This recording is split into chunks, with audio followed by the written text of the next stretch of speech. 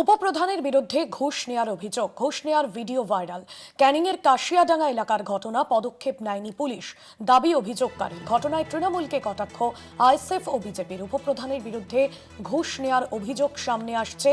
ঘটনায় কটাক্ষ, তৃণমূলকে কটাক্ষ আইএসএফ এবং বিজেপির। ঘুষ নেওয়ার ভিডিও ভাইরাল। ক্যানিংয়ের কাশিয়াডাঙ্গা এলাকার ঘটনা, ঘুষ নেওয়ার ভিডিও ভাইরাল হয়েছে। উপপ্রধানের বিরুদ্ধে ঘুষ নেওয়ার অভিযোগ, সেই ছবি আপনাদের সামনে তুলে ধরছি।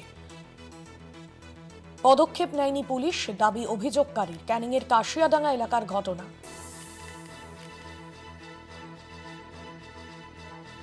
উপপ্রধানের বিরুদ্ধে ঘুষ নেওয়ার অভিযোগ সামনে আসছে। ঘুষ নেওয়ার ভিডিও ভাইরাল হয়েছে ইতিমধ্যেই, সেই ছবি আপনাদের সামনে তুলে ধরছি। ঘটনায় তৃণমূলকে কটাক্ষ আইএসএফ ও বিজেপির। জাহাঙ্গীর হোসেন রয়েছেন আমাদের প্রতিনিধি ফোন লাইনে। জাহাঙ্গীর, এই যে ঘুষ নেওয়ার অভিযোগ উঠছে, পদক্ষেপ এখনো পর্যন্ত পুলিশ নেয়নি এমনটা অভিযোগকারী দাবি করছে। একেবারে ঠিকই। ভাঙড় চন্দনেশ্বর 2 নম্বর গ্রাম পঞ্চায়েত এলাকার ঘটনা। তপসিয়ার এক ব্যবসায়ী চন্দনেশ্বর এলাকায় 50 কাঠা জমি নিয়ে বিল্ডিং আবাসন তৈরি করেন বলে প্ল্যান করছিলেন, কিন্তু যখনই কাজ করতে যায় তখনই বাধা হয়ে দাঁড়ায় স্থানীয় তৃণমূল নেতা তথা উপপ্রধান আলাউদ্দিন মোল্লার নেতৃত্বে তার অনুগামীরা বাধা সৃষ্টি করে।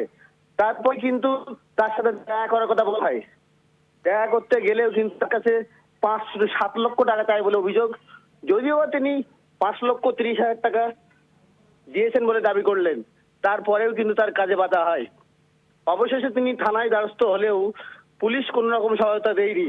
অবশেষে একটি ভিডিও ভাইরাল করে, যে ভিডিওতে দেখা যাচ্ছে সেখানে 5,30,000 টাকা দেওয়া হয়েছে বলে দাবি করলেন ওই ব্যবসায়ী, তপসি এলাকার ব্যবসায়ী। তবে এই ঘটনা নিয়ে ক্যানিংপুরের বিধায়ক শওকত মোল্লা তিনি বললেন, যদি এরকম ধরনের ঘটনা ঘটে অবশ্যই দলীয়ভাবে যা সিদ্ধান্ত নেওয়া হবে। ধন্যবাদ জানাবো জাহাঙ্গীর।